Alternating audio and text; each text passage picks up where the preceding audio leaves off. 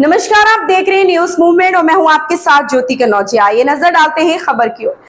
Kakori train action शताब्दी महोत्सव का मुख्यमंत्री योगी आदित्यनाथ ने किया शुभारंभ। मुख्यमंत्री ने स्वतंत्रता सेनानियों को किया नमन। प्रदेश की वीर भूमि काकोरी में काकोरी ट्रेन एक्शन शताब्दी महोत्सव के अंतर्गत वीर को नमन कार्यक्रम का शुभारंभ। मुख्यमंत्री योगी आदित्यनाथ ने कार्यक्रम का उद्घाटन करते हुए संस्कृत विभाग द्वारा निर्मित पुस्तिका का विमोचन किया और बच्चों के साथ काकोरी शहीद मंदिर के बाहर सेल्फी भी ली। मुख्यमंत्री योगी आदित्यनाथ ने इस अवसर पर कहा कि अब भारत का समय आ गया है, दुनिया की कोई शक्ति हमें महाशक्ति बनने से रोक नहीं सकती। उन्होंने कहा कि आजादी के अमृत महोत्सव में पीएम नरेंद्र मोदी द्वारा जो 5 प्रण दिलाए गए हैं, उनको देश के हर नागरिक को आत्मसात करना होगा। यही हमारे अमर बलिदानियों और शहीदों के प्रति सच्ची श्रद्धांजलि होगी। अगर हम इन प्रण को आत्मसात करके अपने कार्यों को पूरा करते हैं तो इस कारण नहीं है हमारा देश विश्व गुरु और दुनिया की सबसे बड़ी महाशक्ति ना बने। प्रदेश भर में आयोजित कार्यक्रमों के जरिए यहाँ माँ भारती के वीर सपूतों, उन महान क्रांतिकारियों को जिन्होंने सर्वस्व बलिदान किया था, उन सभी ज्ञात अज्ञात सेनानियों व शहीदों को नमन करने का अवसर है। उन्होंने कहा कि आजादी एक दिन में प्राप्त नहीं हुई, अलग अलग कालखंड में हुए संघर्षों से इसकी नींव पड़ी है।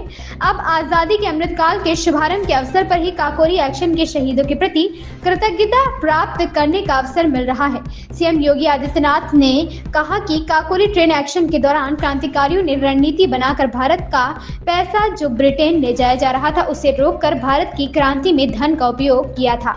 तब जो रकम प्राप्त हुई थी वह मात्र 4,679 रुपए थी, जबकि अंग्रेजी हुकूमत ने 10 लाख रुपए केवल केस पर खर्च कर दिए।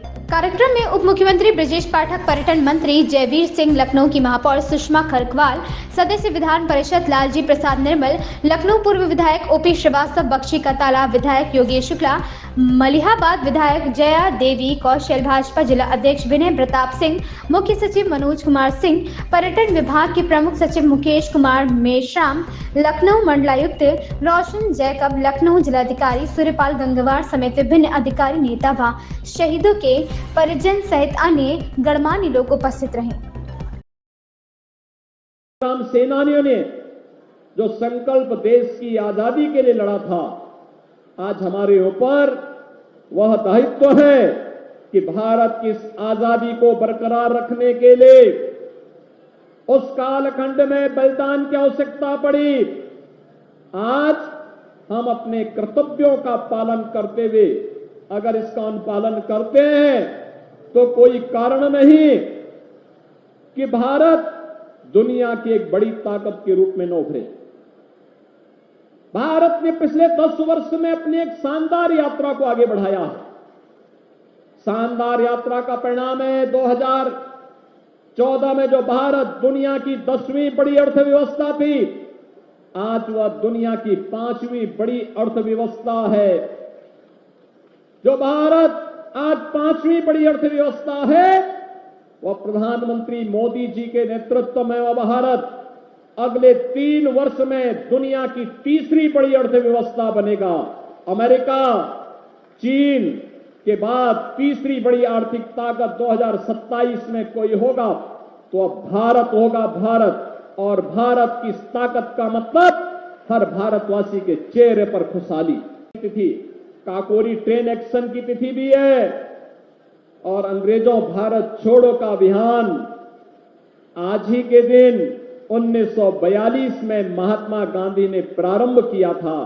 तो 9 अगस्त की तिथि हमारे लिए अत्यंत महत्वपूर्ण तिथि है और इस बार जब शताब्दी महोत्सव का शुभारंभ हम कर रहे हैं तो बहनों और भाइयों, 9 अगस्त को आज के दिन पर हमारा एक प्रमुख पर्व नाग पंचमी भी है। नाग पंचमी शक्ति के प्रतीक, कुंडलनी शक्ति, जिसको हम भौतिक जगत में नाग शक्ति के रूप में, नाग पंचमी के रूप में, नाग देवता के रूप में पूजन के और कार्यक्रम के साथ जुड़ते हैं, उसके अनुष्ठान का भी तिथि है। और भौतिक जगत में आज की तिथि पे हमारे युवा पहलवान जगह जगह जाकर के अखाड़ों में अपने शक्ति प्रदर्शन करने का काम भी करते हैं और शक्ति प्रदर्शन का परिणाम है कि कल भारत को हॉकी में भी एक मेडल ओलंपिक में प्राप्त हुआ है और जेवलिन थ्रो में भी नीरज चोपड़ा को एक नया मेडल प्राप्त हुआ है। मैं इस अवसर पर अपने इन सभी भारतीय खिलाड़ी जो भारत का नेतृत्व दे रहे हैं, जो भारत के दल को वहां पर नेतृत्व प्रदान कर रहे हैं, उन सभी भारत माता के सपूतों का भी मैं इस अवसर पर अभिनंदन करता हूं और खास तौर पर श्री नीरज चोपड़ा जिन्होंने जेवलिन थ्रो में कल मेडल प्राप्त किया है और साथ साथ भारत की हॉकी की टीम जो लगातार पिछले 2 ओलंपिक से फिर से अपने पुराने प्रदर्शन को दोहराने के लिए प्रतिबद्ध दिखाई दे रही है। इस पूरी भारत की हॉकी टीम का भी मैं इस अवसर पर बधाई देते हुए अभिनंदन करता हूं। इस खबर में फिलहाल इतना ही। बने रहें न्यूज मूवमेंट के साथ।